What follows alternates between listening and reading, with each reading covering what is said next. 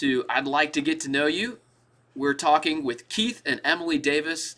And what many of you might not know is that Keith and Emily operate, they actually own Fleet Sports, which is a local athletic footwear and apparel store. And Keith and Emily, I'm wondering, can you tell us how that came to be? And kind of what I mean by that is I'm thinking this wasn't some like family-owned business that got handed down to you.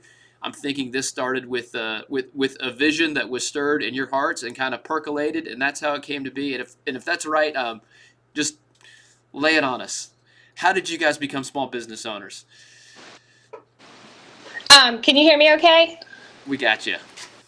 Okay. Yeah. So, well, when we did our 1-year experiment living out in California, and Keith was not a fan of we were both working for Gallo Winery. He was not a fan of it.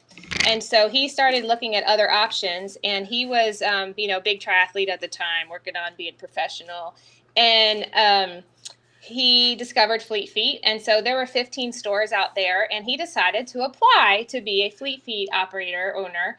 And I was like, have at it. I'm not interested. I'm not doing that. I have a ton of student loans from Wake MBA and Rutgers undergrad. That's not going to happen. So he actually started this interviewing process. And before I knew it, we were having dinners and being interviewed by the executive staff of Fleet Feet Corporate. And I was kind of dragging my feet for a while, but Keith was not happy living in California. And at some point, a friend said to me, if you're going to marry this guy, you might want to get on the same page. And so we ended up moving back to North Carolina, and he went back to he went to work for Fleet Feet Carborough, which was, only an hour and a half drive, but he was staying on his buddy's couch for a week. His buddy Will, who was in medical school at Carolina, making $7 an hour. And I was back at Hanes, and we were preparing to open a retail business. And I'm like, this is the dumbest plan ever. But that 2 years went by, and on our second wedding anniversary, we decided that it was time to bring the Fleet Feet dream back. And so we opened in 2006. Wow. So 2006. Yeah, it was not my vision. I will put it out there. That was not my dream. That's not what I wanted to do. But God rerouted and said, Emily, this is what we need you to do. So here I am. I am doing my absolute best to follow all the marriage advice we gave in part 1, the bite your tongue part, because that's like kind of part of the story. No, I'm just kidding. That's pretty much the story. Mm-hmm. My family, going back to my grandfather, and really on both sides has been very entrepreneurial. And I always knew that I wanted to run a business. I never quite figured I'd own my own business, but I figured maybe I'd manage a medium-sized business somewhere along the line. But when I discovered Fleet Feet, I knew it was just one of those things that I knew it was going to be a match. And it's just been an unbelievable ride. To include 5 years ago, we now also own the New Balance store in Thruway Shopping Center. So we now have 2 stores, and it keeps us on our toes. That's neat. Well, you guys have done a wonderful job with it, and it's exciting to see the way that it's grown over the years. Now, one of the things that when you drive by your store, you can't help but notice is you've got a trailer parked in front that says Mission Feet First. And I've had the opportunity to be with y'all on at least 2 of the fittings. But can you tell us a little bit about Mission Feet First and how that came to be?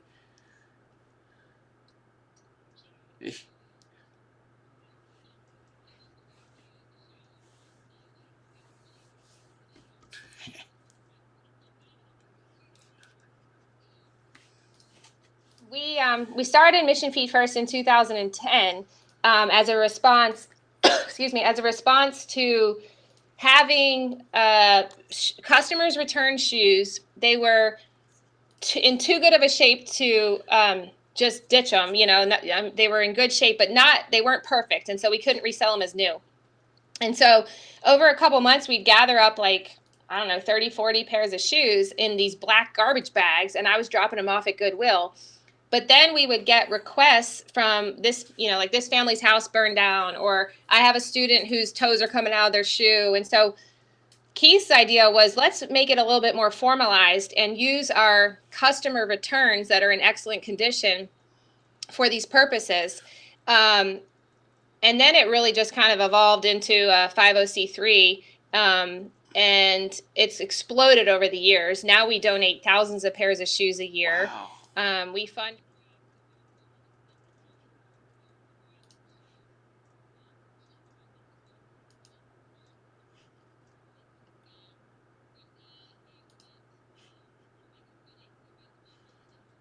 Oh my goodness. The objective is all to fit the homeless and sheltered community is where it started. And then in the past couple of years, I've really been wanting to get shoes on elementary school kids in need. So we've really focused on Title I elementary schools and having the school select the students, and we go in and fit 75 to 100 students for new shoes. That's really neat. That's is that something that I know you said is kind of hey, we're just giving these to Goodwill, but did you pray about it? I mean, how did it come to be? Just we can make this happen, or did you feel like the Lord was stirring something in your heart? And I don't want to put words in your mouth, but the reason I say that is because I know there's a Bible verse on the side of the trailer as well.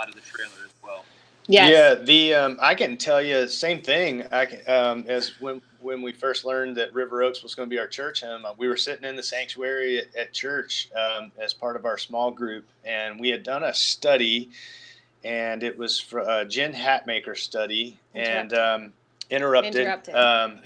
And was that Jen Hatmaker? Anyway, they were telling a story just about their ministry in Austin, Texas, and at one of the services, somebody came and brought a pair of cowboy boots on the altar, and then they got into just the problems that homeless people have. A lot of times they're relying on their feet to get them from point A to point B, and how many lower leg and back problems they had. And I tell you, it was right there in the middle of a small group conversation that, believe it or not, this one wasn't in a shower. I might have fleshed out some of the details in the shower, but it was in a small group study at church. And, that goes back to like your question about the special moments. Like, it's like our eyes just get open to things that we never saw before. And that was one of them. And it was like we recognized this need and we had this resource, and it just seemed like, it just seemed natural. I mean, it was. That's really neat. We weren't necessarily brilliant to recognize it. It was plain as day. Well, I think maybe you guys could give yourselves a little bit more credit for being obedient to the Lord there. That's neat how He's using in this way to bless the community as well. So I think that go ahead, typically Emily. what happens is Keith will have the big idea, and he'll tell me the big idea, and then I think where we do well together is Keith. Sorry, I'm shaking the microphone. Keith has the big idea, and then after discussing it with me, I'm like ready to just explode this idea into like the next stratosphere. I remember I scheduled a fitting at the rescue mission. I said, Keith, we're going to fit all 100 men at the rescue mission. He was like, really? Do we need to fit all 100 men in one day? I'm like, sure. Well, then we started fitting at the Samaritan, at the Soup Kitchen, Samaritan Ministries on Thanksgiving. And in the 4th year, we fit 253 people on Thanksgiving Day. Wow. And so we finally had to put an end to it because the line was around the building, and telling them that, sorry, we ran out of shoes wasn't going over very well. So we had to put an end to that tradition. But then, I was like, I want to fit all the kids for school on one day. And so we fit, for 2 years in a row, we fit 1,200 kids in one day. Oh my goodness. Right before school started. And so Keith will be like, here's an idea. And then I have to just I'm like, let's see how big God can make this happen. And God just keeps showing up and sending people resources, money, shoes. So it's been pretty cool to watch. Well, thank you guys for what you're doing for the community in that regard. That's really neat. Now, I think I'm guessing you guys are at Fleet Feet. Just I can tell from some of the background there. It looks familiar to some of the things I've seen when I've been in the store there. So I'm guessing as small business owners, you've had to wrestle with some pretty weighty decisions recently as a result of this pandemic. And I'm just wondering, how does your faith factor into these decisions that you're having to make? Yeah. That's one of those things that it doesn't factor in. It's inseparable. Wow. Okay. And,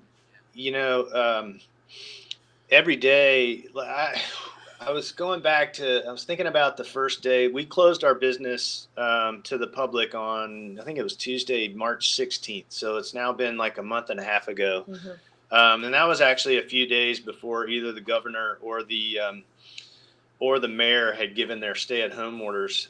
It had just gotten to the point where, we were on March 15th, we were up like 30% year over year from 2019. We were having a banner year of banner years. And so like for things to go from that far up to like absolutely zero, literally overnight, man, that was difficult. But I can tell you, there's been times where I've been frustrated. I've been angry. I scratch my head. I don't know what to do. But I will tell you, there's been this underlying comfort and peace that, God instructed us on how to run the business from day one. We have a mission statement that is posted all over the store. And it is the same mission statement that we wrote in Modesto, California when we started the business. And we've stayed true to that throughout. We've got a set of core values, corporate core values and we literally make every decision by those values. But then underneath that, we also, as we grow in our faith and learn more about what God says in the Bible, like we use all of those things to guide our decisions. And it's it's not even daily. It's like a minute by minute process. One of my favorite things, it just happened this morning.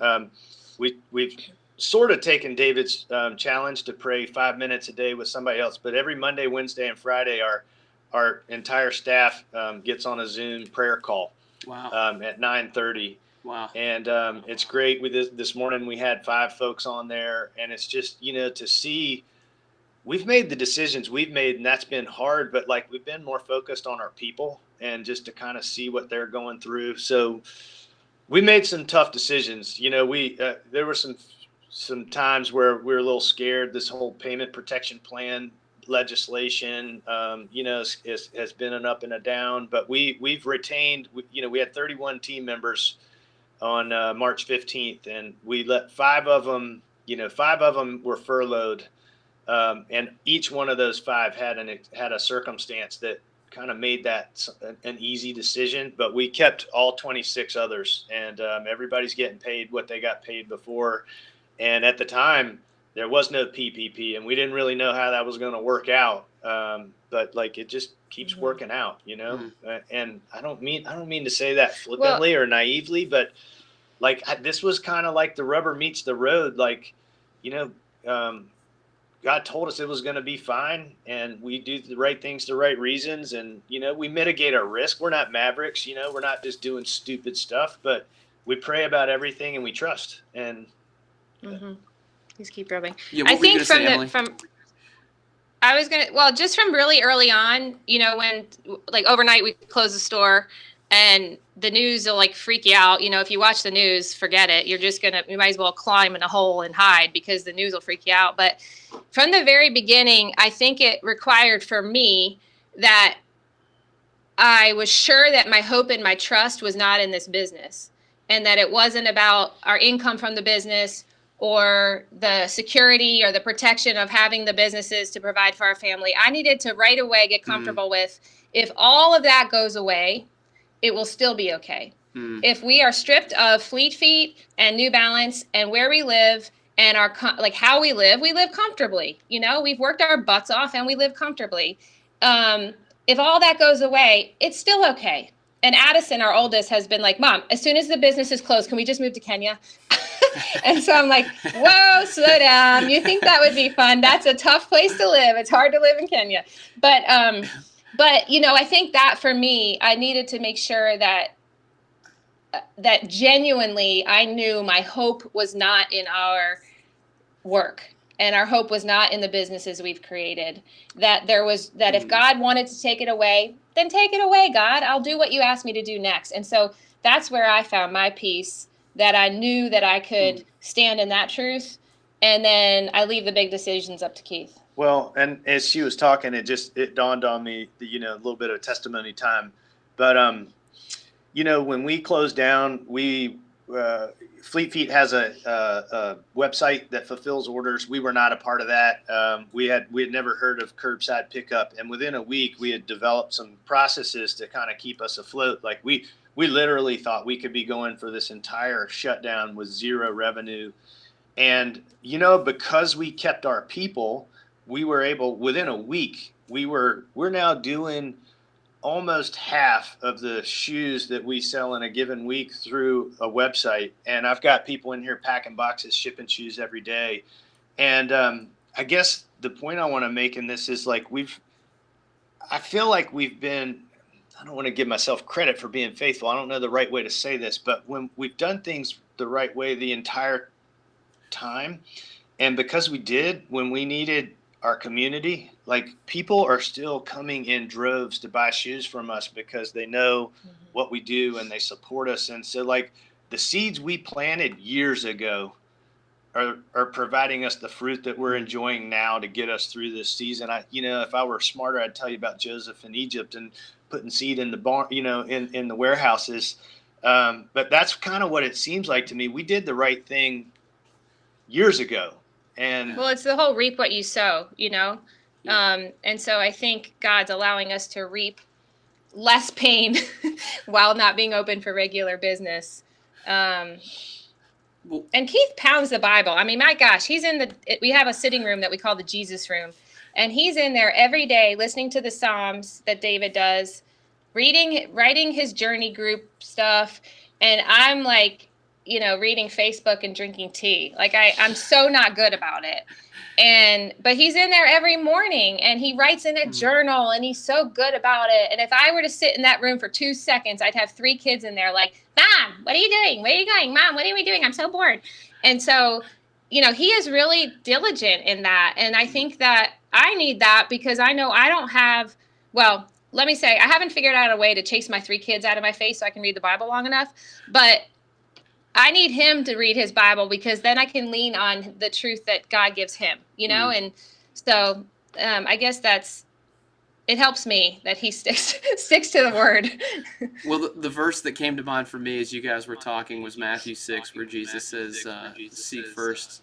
He says, seek first his kingdom and his righteousness, and all these things will be given to us as well. And I think perhaps you guys are seeing the validity of Jesus' words lived out as you're seeking him first and his righteousness. So that's really encouraging to hear. And I can't help but wonder if you've answered my next question slightly, Emily. I've noticed that you've started designing some T-shirts lately. I'm thinking one a week, and some of these have a very just a faith-based message on them. One is like hashtag God's got this, and there's another one with the fruits of the Spirit. And I can't think of all. Oh, there's this faith is greater than fear. What was it like the first time you just kind of decided to put your faith out there? I mean, was that scary? What's given rise to these shirts, and what kind of response are you seeing from them? Well, we've been doing a shirt of the week, so we're on our 6th week, and the shirt this week just says because easy doesn't change you. But the first week was hashtag God's got this. The next week was tough times don't last, tough people do. But I started what I call Eternal Apparel. It's not officially trademarked, but in my head it is. But I started Eternal Apparel a couple of years ago, and we only sell it in our store. But it's grown to become the most successful apparel brand we've ever had in our store, beyond Nike, Brooks, New Balance, whatever. In terms of return on investment, turns. It's not the highest dollar volume just because, I don't have I purposely don't charge high retails. I want people to be able to buy multiple things. But yeah, it's become the most successful. But, when we first did it, it started out with, for my 40th birthday, I'm 44 now, so it's been 4 years. I wanted to make a tank top for all the ladies that I worked out with, and it said, "Jesus and burpees make my day." And I needed to sell enough shirts through the store to pay for the free ones that I was giving to my friends. And so I gave like 12 away to friends and then sold 15 in the store. Well, people kept asking, how do I get a Jesus and burpees make my day tank top? Well, they were long gone and I didn't have any plans for making more. So over the past 2 years, we now make the shirts in-house and I keep the variety going, but I have a little hang tag that hangs on the shirts and it's just about showcasing your faith. And there was a point where I got super comfortable, where God just kicked me in the butt just enough where wearing my faith, living my faith, proudly proclaiming my faith on social media, not being ashamed. The word tells us to not be ashamed, but it took a while to get there. And now I can't scream about Jesus loud enough. And I try to put it on shirts so that it can be, like some of the shirts that do the best are the ones that aren't preachy. They're just kind of basic. They say things like, be still, faith greater than fear, hashtag God's got this. I think that there's a point where, like, I don't really want to wear an entire Bible verse on the front of my shirt.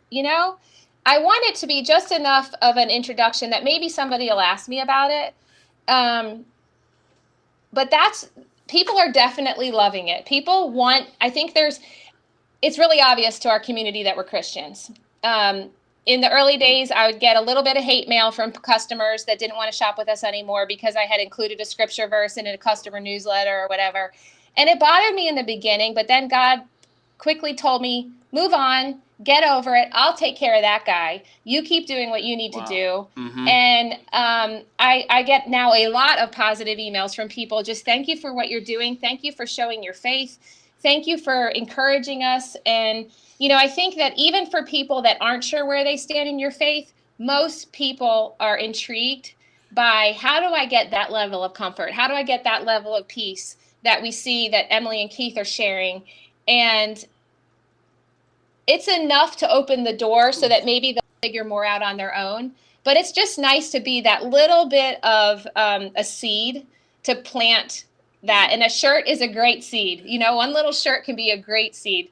So, the weekly shirts have gone really well. We've sold over, in 6 weeks, we've sold, I think we're over 400 shirts now. Wow. So it's been nice. Now we can't live off a shirt business, unfortunately, so please come buy shoes. But it's been nice. It's been really nice to see people interested and excited about the shirts.